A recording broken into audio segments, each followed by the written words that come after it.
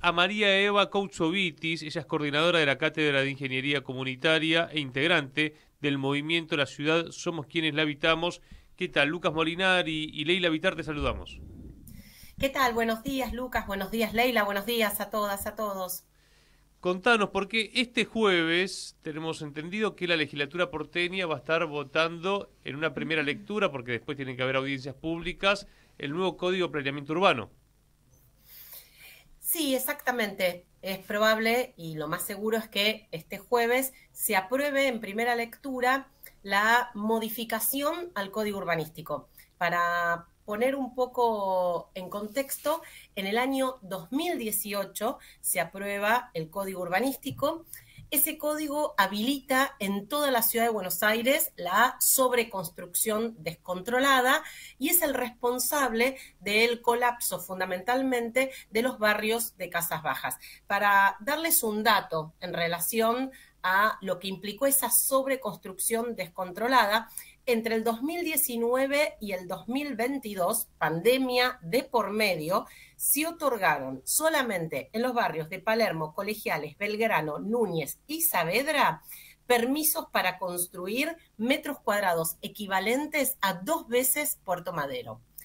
Por eso es que desde entonces que diferentes asambleas barriales nos venimos organizando para ponerle límite a este código urbanístico que ha arrasado con la identidad barrial, con la morfología barrial y que además ha llevado al colapso al conjunto de los barrios porque por supuesto que esta sobreconstrucción descontrolada no ha derramado en una sola vivienda para las familias porteñas, es decir, a la vez que se va sobreconstruyendo cada vez más familias se encuentran en emergencia habitacional.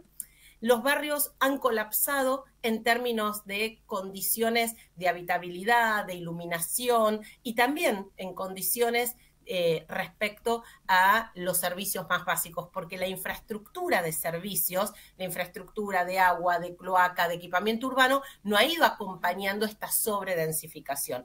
Por eso es que todos los candidatos a jefe de gobierno se comprometieron a revisar este código urbanístico. Lo cierto es que de manera inconsulta el jefe de gobierno, Jorge Macri, presentó una propuesta de modificación de código urbanístico. Una propuesta que lamentablemente no recoge el planteo que las diferentes asambleas venimos realizando del 2018 a la fecha, sino que en realidad lo que está planteando es mayor discrecionalidad al poder ejecutivo para seguir impulsando esta lógica de la sobreconstrucción sin límite. Lo más probable es que si logran el acuerdo de otros bloques, este jueves se vote en lo que vos mencionás como primera lectura para luego dar lugar a una audiencia pública. Claro, es una primera lectura, audiencia pública y después tendría que volver a votarse quizá más sobre fin de año. Ese sería el trámite legislativo, ¿no? Exactamente. Y acá también me parece que es oportuno mencionar algunas cuestiones. El código urbanístico es la herramienta más importante de planificación que tiene la ciudad de Buenos Aires y por supuesto que la forma en la que planificamos la ciudad tiene un correlato directo sobre el cotidiano de quienes habitamos la ciudad, de quienes vivimos, de quienes trabajamos, de quienes estudiamos, de quienes disfrutamos la ciudad. Por eso es que es tan importante el debate y la discusión de este código. El gobierno intenta plantearlo con tecnicismos para que justamente esta discusión se dé puertas cerradas en el ámbito de la legislatura y no tenga las instancias de participación que corresponde. Lo que es bastante impactante es que esta modificación del código, que además es por ley, el código urbanístico establece que cada 4 años tiene que revisarse, porque por supuesto es una herramienta de planificación y es una herramienta dinámica, así que el gobierno, ¿sí?, obligado por la propia ley del código y por supuesto a partir de las enormes movilizaciones que han tenido lugar en la ciudad de Buenos Aires en rechazo a lo que está sucediendo con la planificación de la ciudad, es que de manera inconsulta presenta esta propuesta. Esta propuesta, la verdad es que no es el resultado de un diagnóstico pormenorizado para la ciudad de Buenos Aires del impacto que ha tenido la aplicación del Código Urbanístico del 2018 a la fecha. Tampoco ha tenido instancias de participación en donde poner en común el diagnóstico, evaluar alternativas, priorizar además, ¿no? Zonas o herramientas y estrategias a intervenir. La realidad es que este gobierno presenta de manera inconsulta y casi como un acto mágico la modificación de este código urbanístico y además le otorga importantes discrecionalidades al Poder Ejecutivo. Una de las discrecionalidades más importantes que le otorga es lo que nosotras y nosotros llamamos las compensaciones volumétricas, que básicamente consisten en que los metros cuadrados que se pueden construir en una parcela los podés acomodar como más te convenga. Podés entonces acomodarlos en vertical, porque la construcción en vertical es mucho más rentable, es mucho más económica, y eso va a dar lugar una vez más a lo que nosotros conocemos como las famosas torres sorpresas. Cuando uno recorre la ciudad de Buenos Aires, de pronto ve cómo hay torres que irrumpen, ¿sí? Y destruyen el entramado urbano. Bueno, justamente la discrecionalidad del Ejecutivo de esas compensaciones volumétricas permite que las desarrolladoras inmobiliarias puedan esos metros construibles construirlos de la manera que les resulte más rentable y no de la manera, ¿sí?, ambiental y urbana más razonable. No solamente tenemos, ¿sí?, las compensaciones volumétricas, sino que además tenemos otra herramienta que le otorga enorme discrecionalidad, que es la herramienta que se denomina enrase, en donde vos, por fuera de código, podés construir edificios hasta una altura tal que le empates al edificio de al lado. Y entonces, nuevamente, este código habilita que podamos en la ciudad de Buenos Aires construir torres que tengan alturas que superen los 45 metros. Hasta ahora la altura máxima es 45, pero esta modificación habilita que se puedan construir hasta 90 metros con esas estrategias de la compensación volumétrica, de los enrases, y hay una concepción que yo creo que eso es lo más... Te freno un segundo. Sí. 90 metros, ¿cuántos pisos son? Y 90 metros estamos calculando que son torres de aproximadamente, más o menos son 3 metros cada planta. 30 pisos. Que podrían ser 30 pisos. Claro. Estamos hablando de grandes torres, ¿no?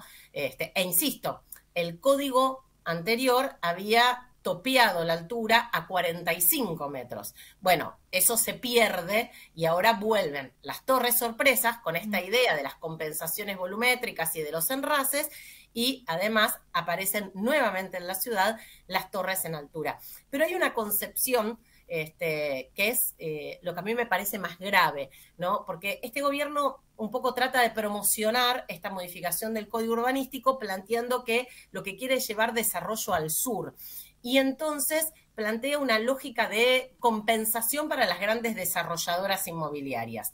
Es decir, quienes construyan en el sur, esos metros que construyen en el sur, los pueden sobreconstruir o construir por fuera de normativa en otras zonas de la ciudad. Uh-huh. Es una especie de igualdad de oportunidades de rentabilidad para las grandes desarrolladoras inmobiliarias.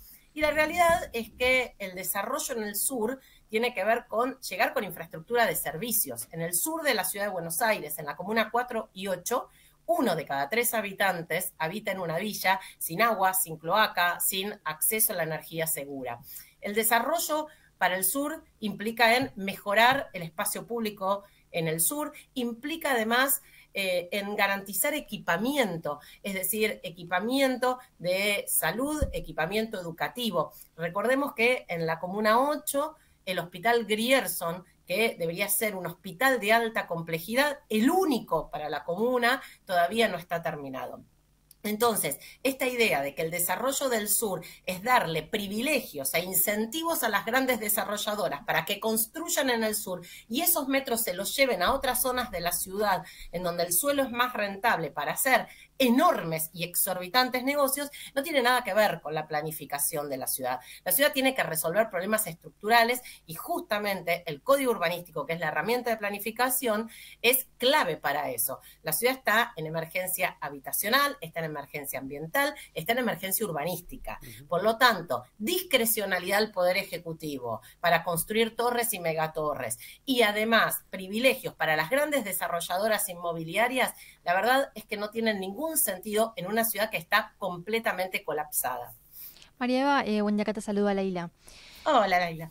Vos ahí hablabas sobre, bueno, las torres sorpresa y todo esto que también genera mucho malestar, ¿no? Por lo general en el vecino. Por un lado porque este desarrollo inmobiliario no redunda en casas o créditos a los que después pueden acceder las personas que, por ejemplo, alquilan, y si hay una torre, no sé, de 30 pisos, esos van a ser casas para quienes no sean dueños.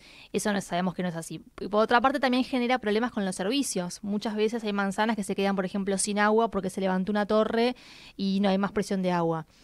Teniendo en cuenta todo esto, ¿qué herramientas hay para poder frenar este nuevo código urbano? ¿Qué se puede hacer y cómo concientizar a los vecinos para, bueno, digamos, tomar acción? Mira, justamente este viernes distintas asambleas de la Ciudad de Buenos Aires nos movilizamos a la puerta de la legislatura. Nos movilizamos el viernes porque el viernes se reunía en la legislatura la Comisión de Planeamiento y ahí fue donde finalmente lograron las firmas necesarias para despachar este proyecto de modificación del Código Urbanístico. La realidad es que el conjunto de las asambleas de la Ciudad de Buenos Aires están en estado de alerta frente a esta propuesta, insisto, inconsulta de modificación del código.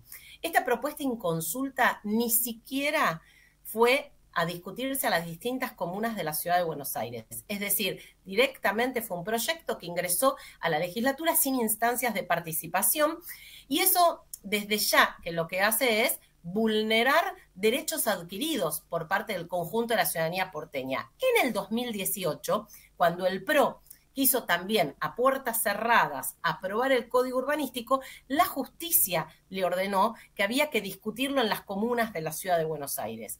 En esta oportunidad y de manera regresiva, este código se presenta en la legislatura sin ninguna instancia de participación. Por eso vamos a ir a la justicia, en primer lugar, para frenar este proceso y decirle al gobierno de la Ciudad de Buenos Aires que lo primero que hay que hacer es discutir este código al menos en cada una de las comunas y en los barrios populares, que son quienes más padecen las consecuencias de la planificación a la medida de los intereses de las grandes desarrolladoras inmobiliarias.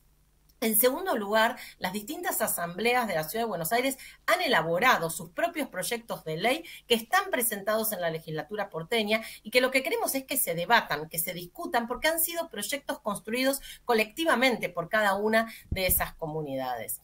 Así que no solamente iremos a la justicia porque no ha habido instancias de participación, sino que además vamos a continuar insistiendo con distintas movilizaciones y con distintas actividades planteando nuestro rechazo a la modificación del código. Tenemos también la instancia de la audiencia pública, claro, por supuesto. Que no es vinculante igualmente, ¿no? Exacto, pero la audiencia pública no es vinculante. Respecto, porque estamos aquí en el barrio La Boca y hablábamos con Natalia Quinto que nos contaba también que había una letra chica, ¿no? Sobre todo para el barrio La Boca, que no se podía construir más para arriba. Y eso, bueno, aplicaba, por ejemplo, a la Bombonera, ¿no? Porque hay un proyecto para poder modificarla. Eso, ¿sabés cómo quedó? Yo sé que es algo muy de detalle, ¿no? Pero porque en realidad La Boca no tendría que entrar toda. Podría entrar, decíamos, con la negra, la zona nuestra, que es la de las galponeras. Ahora meten a toda La Boca porque hay un negocio donde incluso Montes de Oca aparece como norte y sur al mismo tiempo, que es muy curioso, ¿no? Como los tipos van pensando los negocios. Entonces dicen, no sé, Montes de Oca y Aristóbulo del Valle es norte. Ahora, Montes de Oca y California es zona sur. Yo pensé que era Rivadavia lo que dividía la ciudad. A ver, El gobierno desarrolla todo tipo de artilugios. Básicamente, este código lo que plantea es que va a haber zonas emisoras de metros cuadrados a sobreconstruir en zonas receptoras. ¿Cuáles van a ser las zonas emisoras? Bueno, fundamentalmente zonas que se van a encontrar en el sur de la ciudad.